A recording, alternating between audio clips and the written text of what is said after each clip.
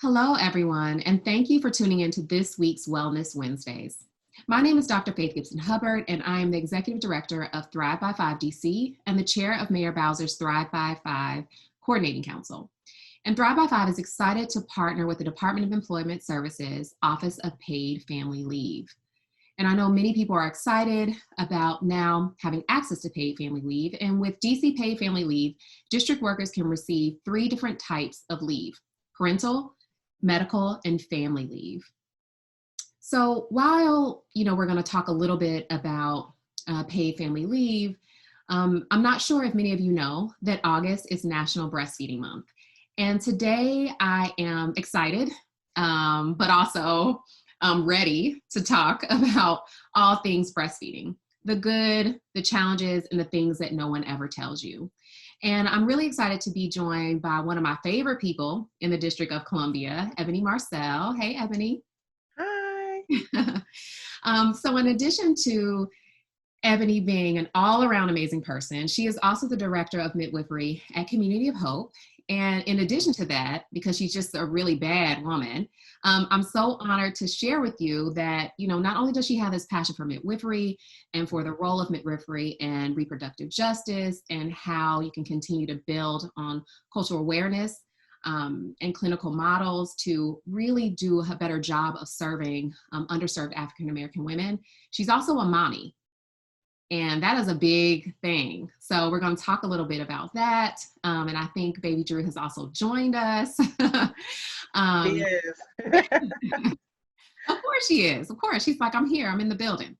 But I also want to tell you just more about Ebony because Ebony will be really humble and probably not share all these things about herself. But I want all the people who are watching to know that she serves on the many boards, March for Moms, the National Association for the Advancement of Black Birth, and as a collaborator with Black Mamas Matter. And you were one of the very first to be appointed to the district's inaugural Maternal Mortality Review Committee. And that is a huge thing because that's something we worked to get off the ground for a long time. And your voice there is so, so important. So I'm excited to say that. So as I mentioned before, Ebony is a new mommy and I am a mommy. We both have been breastfeeding mommies.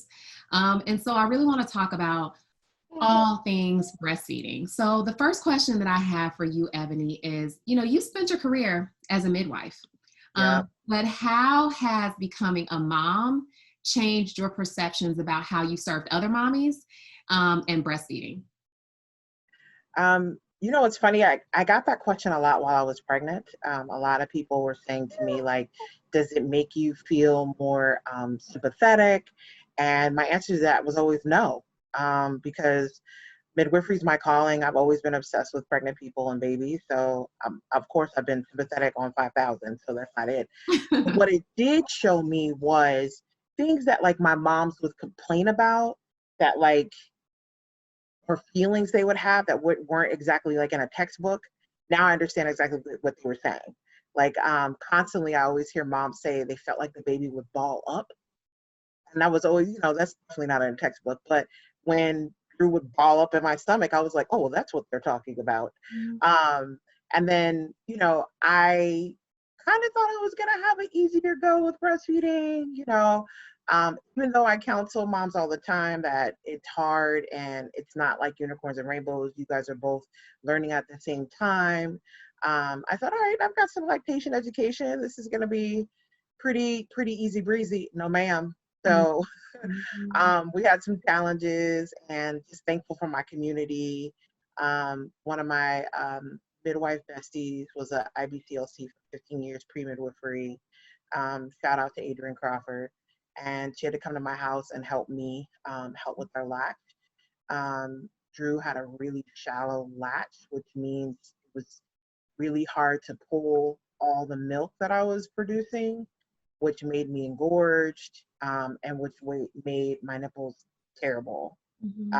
And then to give them a break, we gave her a bottle for a day, and then she didn't want to take the breast anymore. And I was like, oh, you won't take this breast.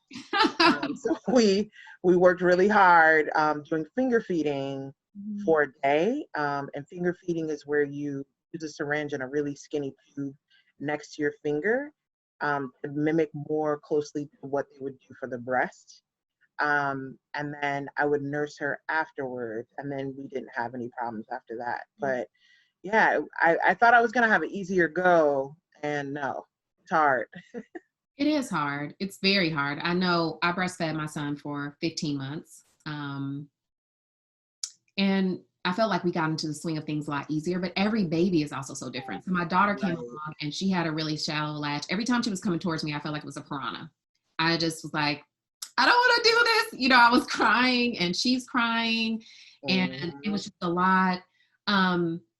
So let's talk about how you started down that path. And I think one of the things, particularly with the Office of Paid Family Leave, having the time, right? Right. Paid leave affords you the time to be able to make those connections. How Absolutely. much time have you taken off in order to get, or are you still off to get into the swing of things? And what I did didn't mean to laugh so hard at that, but yes, no, I'm not off. I'm a recovering workaholic, so I did take 12 weeks, okay. 12 weeks off, and I felt very privileged and very lucky to be able to do that. And I now talk about a new appreciation when I thought about how I felt at 4 weeks, because I have moms who go back to work within 4 weeks, even 2 weeks. But even at 8 weeks, I was like, I am not ready. Yeah. Um, and it's not just the breastfeeding, it's the caring for a human, another human outside of yourself, and like how that new transition affects your family. And it's a lot. And I can't imagine having to have to go back to work any earlier. I really, really can't. And I have the opportunity to, which I'm so thankful for. I still have 4 more weeks to, some more time off through paid family leave. You could take it within the year of your child's life. So I'm going to jump back out later in the year. And I'm so happy that my organization supports that. Mm-hmm. Yeah, I think that was great for us too. I mean, my husband also works for the District of Columbia, and I took 16 weeks, and then he took an additional 12 weeks right after I did. And Awesome. it was able to keep our daughter at home. He didn't do that with our son. It was a completely different experience for him as well, as he was able to really, fathers play a huge role, as you know, with your husband, in not only your sanity, but also, and you're in this together. And Exactly. so it's just really powerful to have, that time together. So Mhm. so your journey with breastfeeding, I know you said in the beginning you had to have someone. How did you, so you've been in this space and you really knew about what resources were available to you, but for the moms that you work with, and that you really are in relationship with, because you were the Yes. midwife for my neighbor and she still, her kids are almost off to college now and she still talks about you as a loving friend. So with the moms that you are in a relationship with, how do you talk to them about breastfeeding and the supports that are available to them? So, a lot of the breastfeeding education needs to happen prenatally. I think it's outrageous to really try to, expect so much from someone like right after you've had a baby, because it's a lot. There's already a lot going on.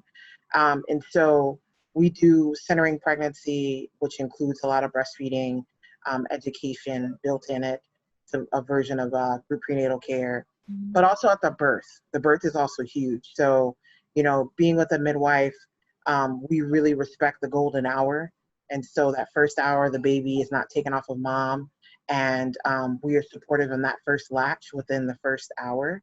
And research shows that increases breastfeeding satisfaction, success and satisfaction. Other things, a lot of our new babies, we try to have seen by the midwives in clinic, at our clinic, because lactation education is built in midwifery education. And so having those supportive, supportive measures the first 3 days, because I always feel like babies turn into like mini terrorists on day 3. They're really mean. I think you have the baby, you're excited, you have all this adrenaline, and then you're like, what have I done? And then I also think another critical point is at 2 weeks. I feel like even if you plan to breastfeed forever, at 2 weeks, it's really, really a point where a lot of moms are like, do I really want to do this? I'm not really 100% sure at this point in time. the sleep deprivation, as well as the challenges of the transition.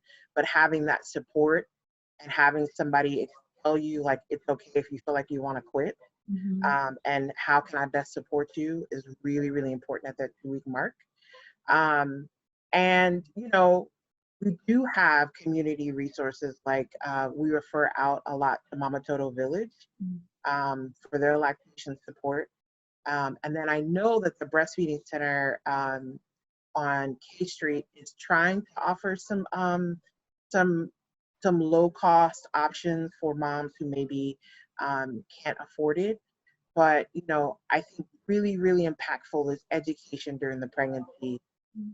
What happens at the birth and right after? Who's interacting with that mom 3 days out and 2 weeks out are really, really huge. It is. I realize that each birth and each baby, as I mentioned before, are so different. I had my son vaginally. I felt like I was able to kind of get back into the swing of things much more quickly. My daughter was a bit more traumatic than that Mhm. and came through cesarean, and it was so different Yep. trying to support her because I was in so much pain, Right.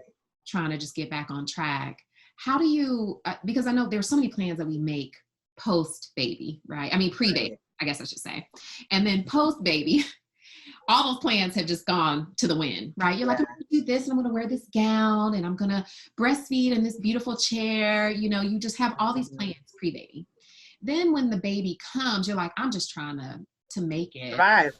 So I think those supports are really important. And I think also speak to the great role of midwives, right? So Mhm. can you just share a little bit too about really the argument for thinking about a midwife? um, Hey. as a lot of women um, don't really know what the value in that relationship could be. I know I really didn't know. You're trying Mhm. to figure out a lot of things. By the time I thought I wanted a midwife, it was like I couldn't get in. I didn't know what practices would be available. Representation was also important to me, and in the midwife practices that have been shared with me, I didn't see a lot of representation that looked like Mhm. myself. So let's just talk a little bit about that relationship, and Mhm. making that selection. When you're pregnant or thinking about getting pregnant. So, first off, I like to explain to people that, everywhere else in the world, when a woman gets pregnant, she's seen by a midwife first, not an OB. And unfortunately, um, we are the only country that women feel like, off the break that their pregnancies are high risk and Mhm. that they need to possibly see an OB. But midwifery care, has been here since the beginning of time. I also quote the Bible, Genesis chapter 1 says the midwife said unto her, not the OB. We've been here, but a lot of people think that we've gone away or we're only for a particular, um, you know, clientele, and that's not true. Midwifery care is relationship based. I used to joke a lot before and just kind of say, well, we hug. That's the bigger difference is that we give hugs. It's bigger than that. Like our visits are longer. Our model of care is different in the sense that we've always done early postpartum care. So we've always believed that moms shouldn't wait for 6 to 8 weeks to be seen. They need to be seen earlier than that.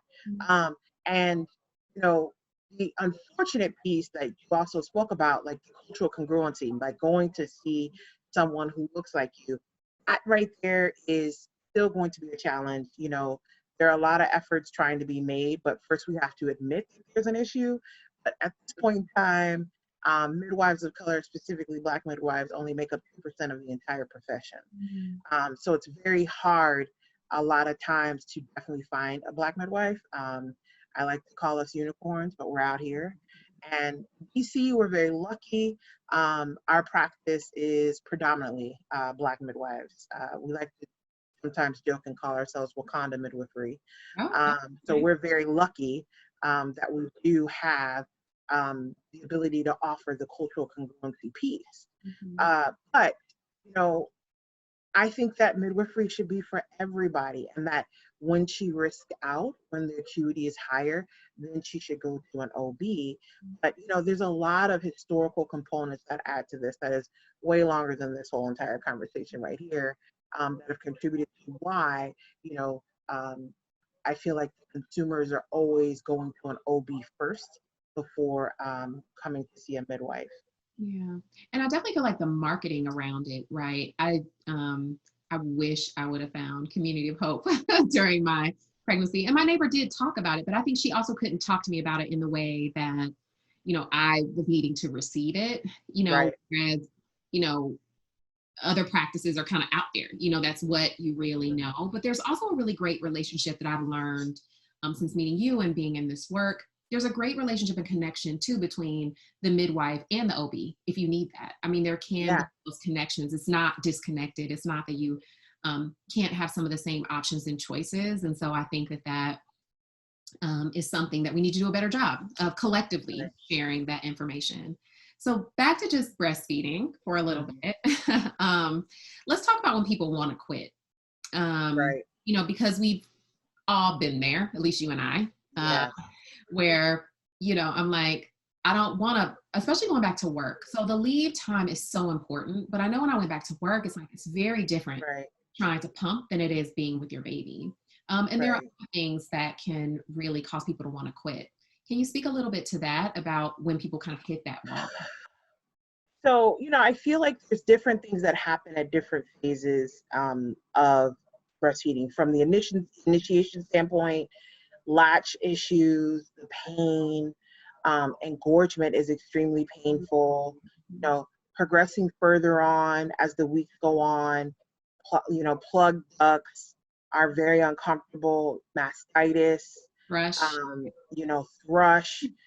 Thrush can be never ending as well and take months to really clear out. Um, those are all, some of the more common reasons why folks are like, I don't know about this. But I also feel like some of the things that are not always spoken about is the fact that even if you don't have the ducts, the mastitis, or engorgement, even the pain, it is a whole new level of life being responsible to do something every 2 hours of a day, like constantly. It's a whole new level, of responsibility. And I feel like that doesn't get enough attention. The fact that sometimes it's just really hard to always be needed, Yeah. every couple of hours of a day without any break. And even if you are supplementing at times with like bottle feeding, um, I can now speak to this as well a lot more. Like you're still looking, like Yeah. when somebody's giving the baby bottle, you're still looking like, what's my baby doing? So, that whole first few 6 weeks, 6 weeks, 8 weeks, however long, your personal journey is, it's a very rough transition to be needed, and it's exhausting, Yeah. and so Yeah. I think also the other thing I really struggle with my daughter when it just became right for her health and mine to stop. yeah, And that happens sometimes, yeah, but I felt so shamed by other people who didn't know what I was dealing with. I will never forget being in a Target, and I was shaking up the formula for Emerson Drew to drink. And I was already feeling really bad because I was still pumping. I couldn't give it to her. Um, and this woman came up to me and goes, "Mother's milk is best." And first of all, I looked at the lady like, "Who are you? And why are you in my face?" That was number one.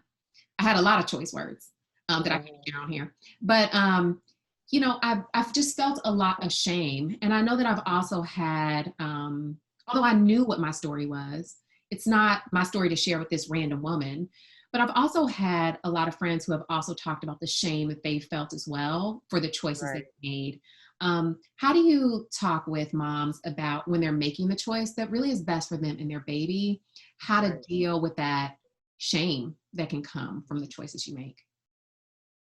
So first of all, it's not right, and again, just really trying to go back to our training, our education, how we're, you know, talking about breastfeeding um, to our moms need to update and need to change, not only to not shame moms for, choosing not to, but also to be more inclusive, Mm-hmm. you know, chest feeding, being respectful of the LGBTQ community as well. I think that we have a little bit of a challenge in the sense that definitely breastfeeding is best. Mm-hmm. And when we talk about health disparities, birth disparities, I feel like a lot of energy from folks, from the public health realm, the health realm, are probably more aggressive about, oh, breastfeed, breastfeed, breastfeed, thinking about it from that perspective. Um, but the reality of it is it needs to be her, it's her decision. And every person is the best expert of their own body and their own needs. And we need to support that and respect that. And so a lot of times, even through the years of me being a midwife, now when I'm talking to moms, I'm like, well, you tell me what you want to do and I will support you whichever way you want to go. And even things like I've had moms come in at 2 weeks, she's like, I'm done. I'm like, okay, Yeah. is the baby fed? Great. Really making sure that whatever I say is supportive in whatever way things land. And, it's really, really just a challenge because there's a lot of historical elements to this. We have to talk about, systemic racism as well. Talk about the history of breastfeeding. I personally, my great grandmother was a wet nurse. Mm-hmm. And so there's a lot of pieces to this whole entire conversation that can be had. But at the end of the day, we shouldn't be shaming anybody at all. And sometimes formula is what works for that mom. And you highlighted it as well. Like, I'd rather you formula feed and like be mentally there and be able to care for your baby than drive yourself crazy trying to breastfeed and not be able to be there to be a mom. Mm-hmm. So, definitely, we have to do a better job as a community, whether it be the healthcare community, medical community, um, you know, whoever. You have to do a better job of supporting moms in whatever route that they go. Mm-hmm. The best fed baby is a fed baby. So true. I know the thing that I deal with the most now is the after, what my breasts look like post feeding my kids. And that's a Mm-hmm. reality too, that I think a lot of people don't realize. Talk about. What about in the after? I mean, I'm proud of my body and what my body's been able to do, but also that can mess with your psyche as well, as so much about, your breast and who you are as a woman is connected to your sexuality, right? And Right. so there are a lot of things that go on, so what have you dealt with your patients in the after, right? Because I know you have a life course relationship really with your patients. Yeah, like,